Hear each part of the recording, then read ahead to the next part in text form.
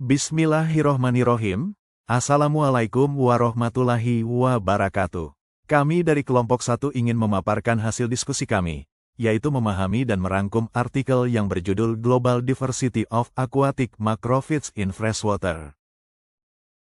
Ada beberapa temuan yang didapatkan penulis dalam artikel ini, yaitu 1. Gambaran umum makrofita akuatik dan peran ekologisnya. 2. Keanekaragaman dan distribusi makrofita akuatik di dunia. 3. Sejarah evolusi dan asal-usul makrofita akuatik. 4. Jenis dan tipe tanaman akuatik serta distribusinya.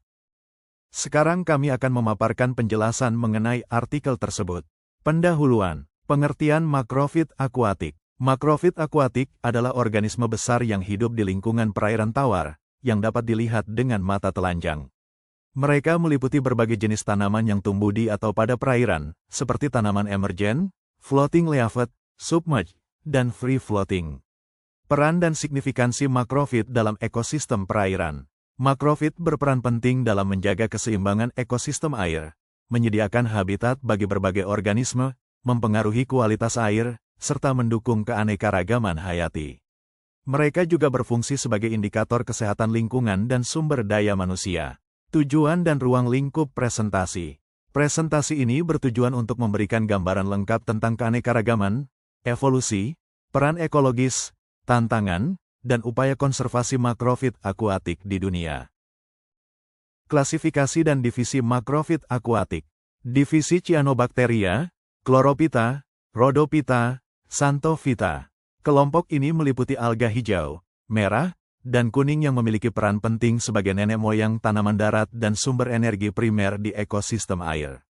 Divisi Bryophyta, Pteridophyta, Spermatophyta, termasuk tanaman lumut, paku-pakuan, dan tumbuhan berbunga yang telah beradaptasi secara evolusioner untuk hidup di lingkungan akuatik.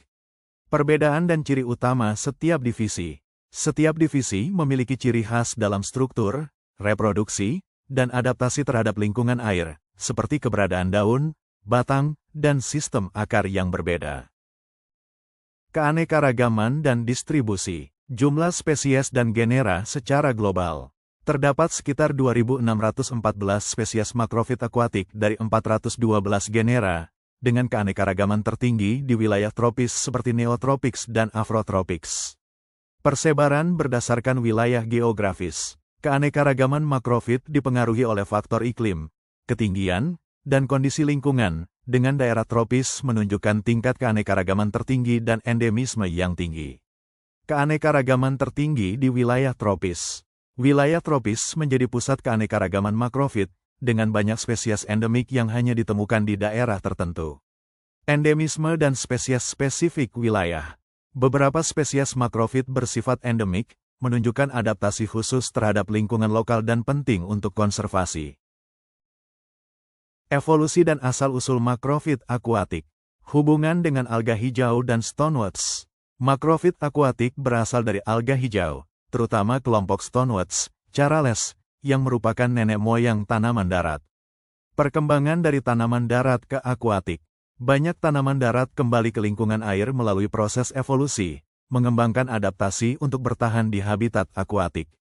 Sejarah fosil dan perkembangan evolusi. Fosil menunjukkan bahwa makrofit akuatik telah ada sejak zaman Paleozoikum, dengan evolusi yang kompleks dan beragam.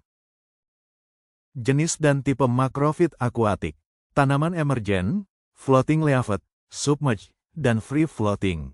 Emergen, tumbuh dengan bagian atas di atas air, akar di dasar. Floating leaflet, daun mengapung di permukaan air, akar di dasar. Submerged, seluruh bagian terendam air. Free floating, mengapung bebas tanpa terikat pada dasar. Strategi reproduksi dan adaptasi ekologis. Mereka menggunakan berbagai mekanisme reproduksi seperti biji, spora, dan stolon, serta adaptasi terhadap kondisi cahaya, oksigen, dan CO2 yang terbatas. Peran dalam struktur ekosistem. Jenis-jenis ini membentuk struktur utama ekosistem perairan, menyediakan tempat berlindung dan sumber makanan bagi organisme lain. Peran ekologis dan manfaat. Habitat dan dukungan biodiversitas. Makrofit menyediakan habitat bagi ikan, serangga, dan organisme lain, mendukung keanekaragaman hayati. Pengaruh terhadap kualitas air dan stabilitas ekosistem. Mereka membantu mengendalikan eutrofikasi, menyaring polutan, dan menjaga kestabilan sedimentasi. Ancaman dan tantangan. Perubahan iklim dan eutrofikasi. Perubahan iklim meningkatkan suhu dan pola curah hujan yang mengganggu habitat makrofit, sementara eutrofikasi menyebabkan pertumbuhan berlebih dan kerusakan ekosistem. Polusi dan hilangnya habitat. Polusi air dan pembangunan manusia menyebabkan hilangnya habitat alami makrofit. Spesies invasif dan perubahan ekosistem. Spesies invasif mengancam keanekaragaman lokal dan mengubah dinamika pentingnya ekosistem. Pelestarian makrofit akuatik. Melindungi makrofit penting untuk menjaga keseimbangan ekosistem dan keanekaragaman hayati. Strategi pengelolaan berkelanjutan meliputi restorasi habitat, pengendalian spesies invasif, dan pengelolaan sumber daya secara berkelanjutan. Peran penelitian dan edukasi. Diperlukan penelitian lebih lanjut dan edukasi masyarakat untuk meningkatkan kesadaran dan konservasi. Kesimpulan, ringkasan peran dan keanekaragaman makrofit akuatik. Makrofit akuatik memiliki keanekaragaman tinggi dan peran vital dalam ekosistem air tawar. Pentingnya perlindungan dan pengelolaan sumber daya. Konservasi makrofit penting untuk keberlanjutan ekosistem dan manfaat manusia. Harapan untuk masa depan ekosistem perairan. Dengan upaya konservasi dan pengelolaan yang tepat, keberlangsungan makrofit dan ekosistem perairan dapat terjaga.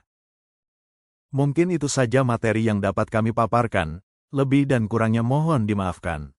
Akhir kata, billahi taufik wal hidayah, wassalamualaikum warahmatullahi wabarakatuh.